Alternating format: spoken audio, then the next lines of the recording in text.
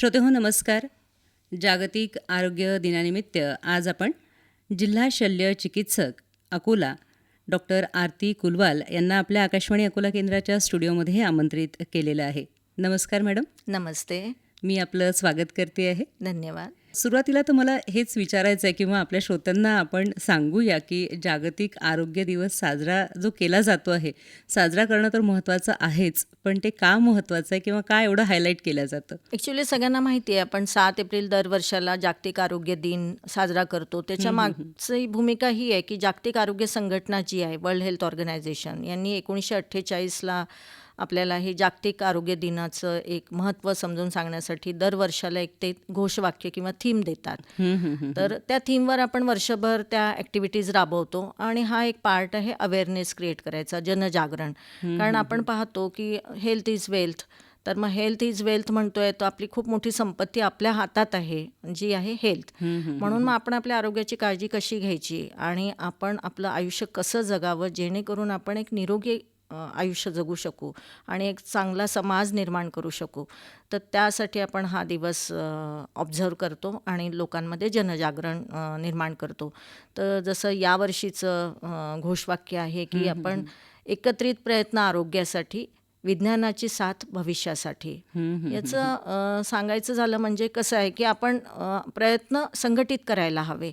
म्हणजे माझं पण आरोग्य हे आजूबाजूच्या लोकांच्या आरोग्यावर किंवा आपल्या ॲटमॉस्फिअरवर, वातावरणावर, आजूबाजूला जे वावरतात प्राणी, नंतर पशु पक्षी आणि झाडं झुडपं यांच्यावर सुद्धा अवलंबून आहे. म्हणून आता वन हेल्थचा कन्सेप्ट आहे. वन हेल्थ म्हणजे केवळ मनुष्याच्या आरोग्याची काळजी घेऊन नाही चालणार, कारण मनुष्यावर अफेक्ट करणारे, त्याच्यावर प्रभाव टाकणारे विविध घटक आहेत. जसं आता आपण पाहतो ऊन आहे, पाऊस आहे, वारं आहे, आपण सगळं पोल्युशन पाहतो आहे.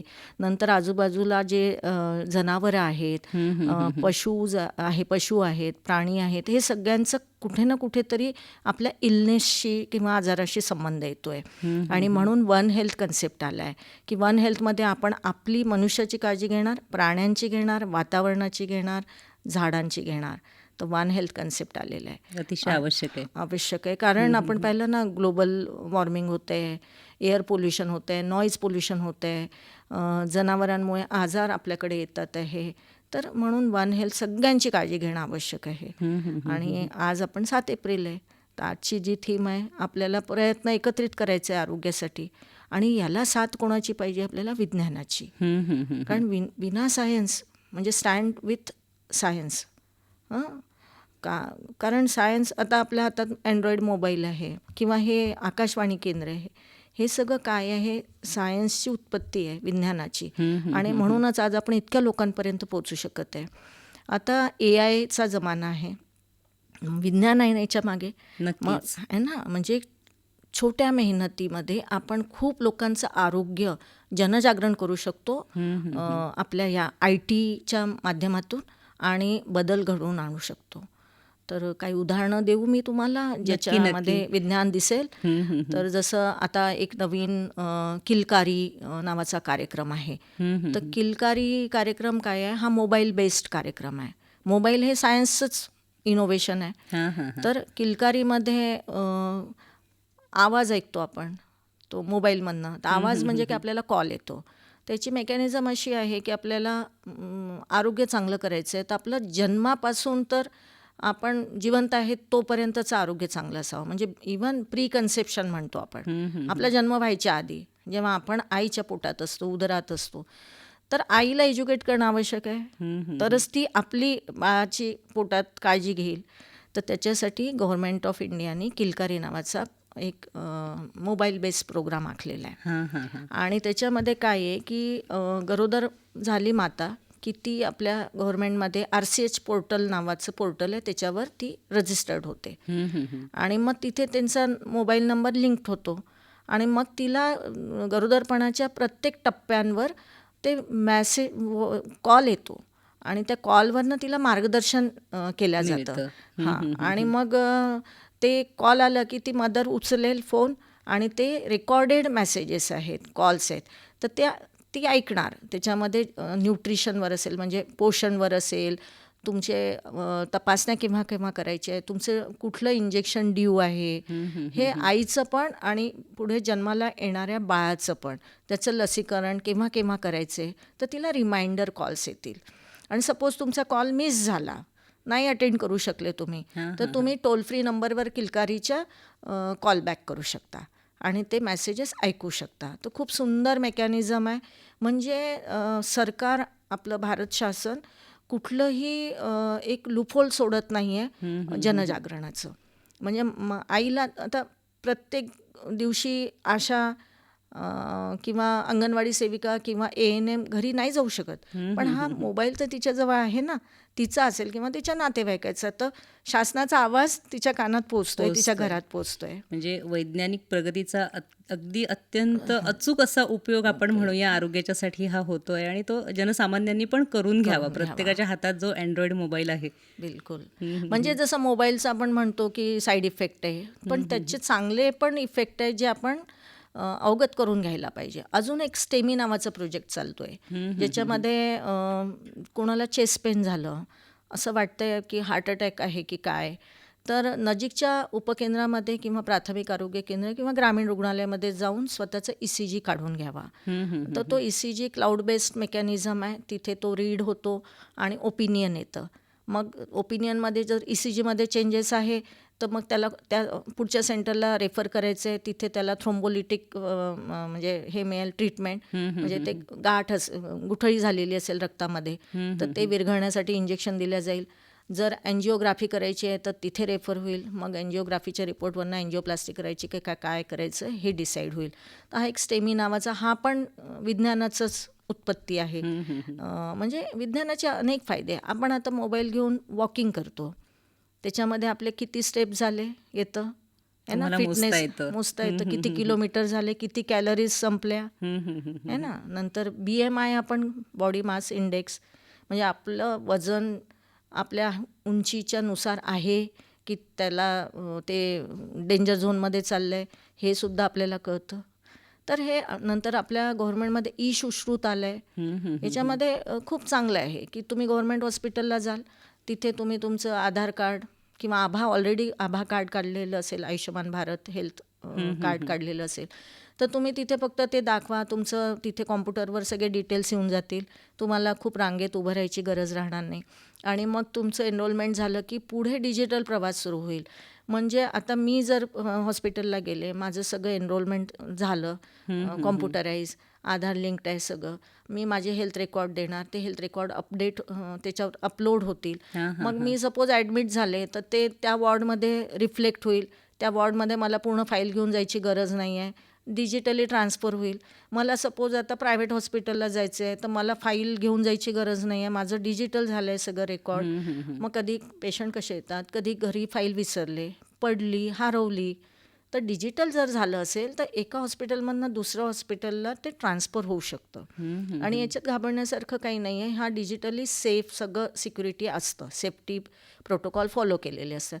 थोडा वेळ लागेल हे सगळं डिजिटलाइज व्हायला, पण that is a very good initiative by the government of India आणि आपण त्याचा प्रवास सुरू केलेला आहे. श्रोतेहो, आपल्या जिल्हा शल्य चिकित्सक ज्या आहेत डॉक्टर आरती कुलवाल, आपल्याला अत्यंत बारकाईने समजावून सांगतायत की थीम काय आहे ते नुसतं घोषणावाक्य नाही आहे, तर विज्ञानाची साथ कशी असायला पाहिजे आणि ती कशी आहे, तुम्हाला ती मिळते, तुम्ही ती घ्यायला पाहिजे आहे. आणि नक्कीच ह्या ज्या गोष्टी आहेत ह्या अत्यंत उपयुक्त अशा गोष्टी आहेत ज्या तुम्ही आज सांगता आहात.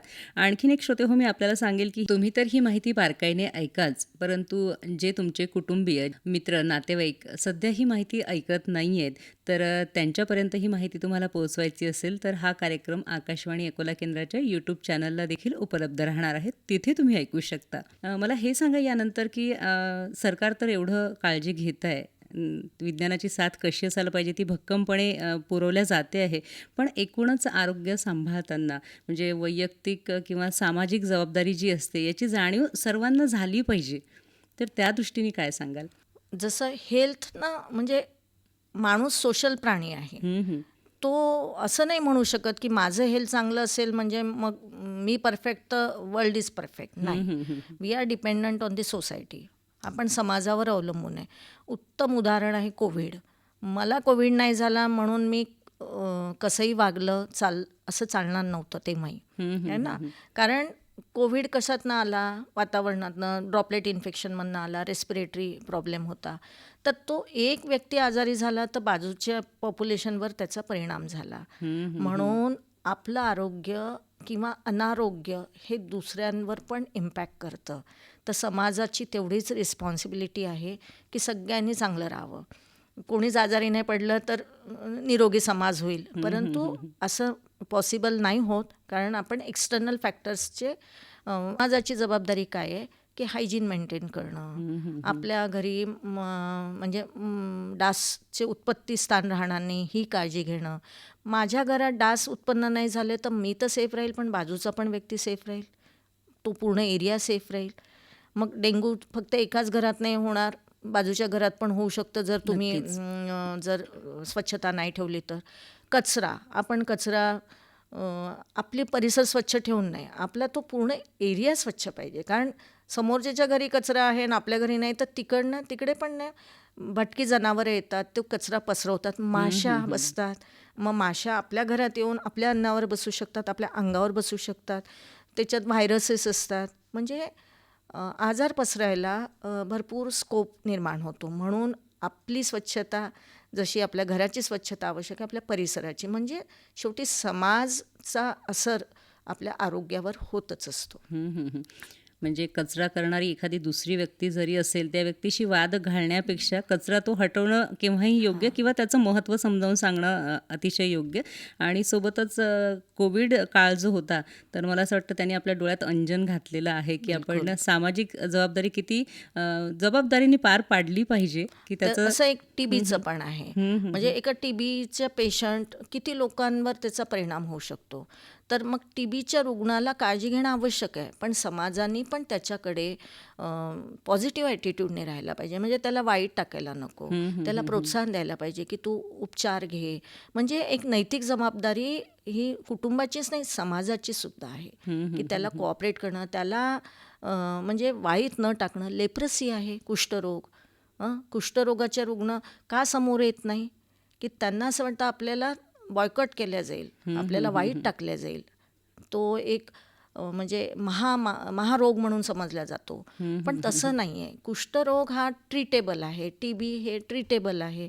यांचा औषधोपचार खूप सुंदर आहे. जर तो त्या कालावधीत, विशिष्ट कालावधीत पूर्ण केला तर तुमचं आरोग्य चांगलं होतं. कॅन्सरला लोक एवढं पेशंटला वाईट टाकत नाही, पण टीबी आणि कुष्ठरोगाला टाकतात. कॅन्सरवर उपचार आपल्याला लिमिटेड आहे. फर्स्ट स्टेजला केलं तर चांगलं आयुष्य जगेल, पण जर सेकंड, थर्ड, फोर्थला डिटेक्ट झालं तर. पण कुष्ठरोग आणि याचे तर 100% आपल्याकडे ट्रीटमेंट अवेलेबल आहे.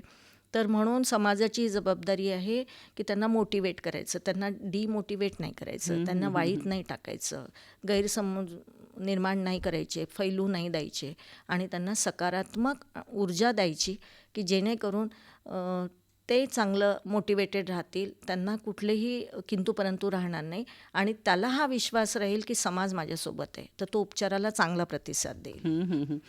तुम्ही सांगितलं की आपण वन हेल्थ हा कार्यक्रम राबवतो आहोत की त्यामध्ये सगळेजण आले, पशु पक्षी निसर्ग, मानव नक्कीच आलेला आहे. जर आपल्याला पशुपक्ष्यांची काळजी घ्यायची आहे तर कुठलाही आजार असो, तर त्या दृष्टीने तुम्ही खूप सुंदर शब्दात सांगितलं की आपण कसं त्या व्यक्तीकडे बघितलं पाहिजे, त्या व्यक्तीला आपण कसा सपोर्ट केला पाहिजे. आणि वैयक्तिक जबाबदारी जर समजणार असेल तर सामाजिक भान पण आपल्याला जपता येऊ शकतं आणि त्यामधनं आरोग्य सांभाळलं जाऊ शकतं. मॅडम, जाता आता काय संदेश द्याल? आपण आरोग्याची काळजी ही माझी वैयक्तिक जबाबदारी आहे. तर मी सुदृढ असणं जितकं महत्त्वाचं आहे, तितकंच मी पॉझिटिव्हिटी निर्माण करावी आणि समाजाला घेऊन चालावं. तर आपण निरोगी कुटुंब, निरोगी समाज घडवण्यामध्ये खूप मोलाचा आपला स्वतःचा वैयक्तिक वाटा असतो. आणि म्हणून आपण पॉझिटिव्ह राहावं, आपण एक रोल मॉडेल म्हणून राहावं आणि समाजाची निर्मिती करावी आणि प्रोत्साहन द्यावं प्रत्येक पॉझिटिव्ह गोष्टीला. हे मला असं वाटतं की फार या गोष्टीची गरज आहे. कारण आपण सगळं स्ट्रेसमध्ये, सगळे इझिली म्हणतात ना आम्ही स्ट्रेस लाईफ जगतो आहे. नाही, आपण ते बोलण्याची पद्धत चेंज करावी, स्ट्रेसला रिप्लेस करावं की it's very easy to live simple life. अगदी सहज जगण्यासाठी खूप मेहनत नाही लागत. नक्कीच. कॉम्प्लिकेटेड आयुष्य जगण्यासाठी मेहनत लागते. साधं जीवन जगण्यासाठी मुळीच मेहनत लागत नाही. व्यसन नाही ठेवावं, एक्सरसाइज करावं, वॉकिंग करावं, साधं राहावं. सिंपल राहिल्याने काय आहे, उन्नती प्रत्येक गोष्टीत आहे, पण त्याला कॉम्प्लिकेटेड करून नाही आपल्याला उन्नती करायची आहे. कारण कॉम्प्लिकेशनच्या सोबत हेल्थ कॉन्सिक्वेन्सेस येतात. तुम्हाला असं वाटतं खूप मनी अर्न करावा, मग खूप जागावं, खूप एफर्ट्स घ्यावे, मग स्ट्रेस येईल, तुमची झोप होणार नाही, तुम्ही कूल राहणार नाही, हॅपी राहणार नाही. आणि म्हणून हॅपी आयुष्य जगायचं असेल तर साधं सरळ जगावं आणि पॉझिटिव्ह वातावरण निर्मिती करावी आणि सकारात्मक ऊर्जाने आपण समाज निर्मिती खूप चांगलं करू शकतो. नक्कीच मला असं वाटतं आरोग्य दिनाच्या निमित्ताने आपण हा संकल्प घ्यायला काहीच हरकत नाही आणि तो संकल्प घेऊन आपण तो टिकवायला नक्कीच पाहिजे आहे. मॅडम, आज आपण आकाशवाणी अकोला केंद्राच्या स्टुडिओमध्ये आलात आणि जागतिक आरोग्य दिनानिमित्त हा खूप चांगला संदेश आमच्या श्रोत्यांपर्यंत पोहोचवलात, खूप चांगली माहिती आमच्या श्रोत्यांपर्यंत पोहोचवली, त्यासाठी खूप खूप धन्यवाद. धन्यवाद. मला हा प्लॅटफॉर्म दिला आणि मला जनतेशी बोलता आलं. धन्यवाद आपले.